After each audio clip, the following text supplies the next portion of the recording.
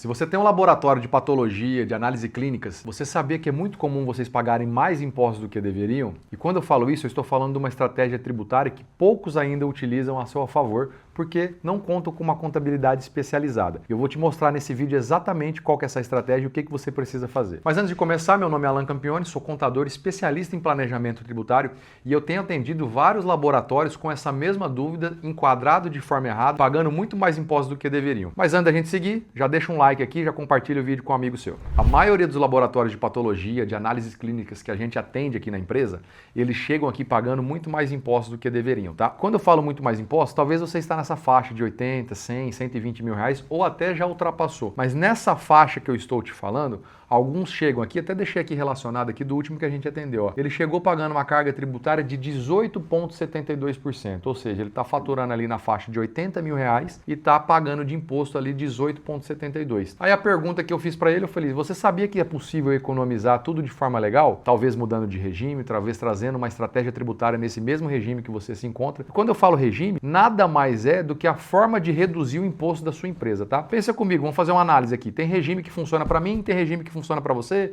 tem regime que funciona para outras pessoas. O regime que funciona para você, ele vai depender de uma série de fatores, tá? É o seu momento, é o seu faturamento, é o porte da sua empresa, é a quantidade de funcionários, é aonde você está estabelecido. Então existe uma série de situações que a gente precisa levantar para aí sim a gente definir. Mas não vamos entrar nesse assunto mais técnico, vamos falar como que eu economizo. Nesse caso aqui, o que a gente apresentou para ele? Como ele estava pagando uma carga tributária de 18%, 19%, a gente apresentou uma estratégia tributária totalmente legal que reduziu ali na faixa de 12% para ele. Mas ainda existe uma outra estratégia que poderia fazer ele pagar na faixa dos 10%. Você sabia? Ali de 10,93%. Essa estratégia chama-se equiparação hospitalar. E o que é equiparação hospitalar para você que tem um laboratório? É como se a equiparação, ou seja, o mesmo imposto que um hospital paga, a sua clínica iria pagar. E a carga tributária, ou seja, o imposto que um hospital, por exemplo, paga, é muito menor. Então você pode se aproveitar deste benefício desde que você crie e tenha todas as características. Então, para você entender mais sobre isso,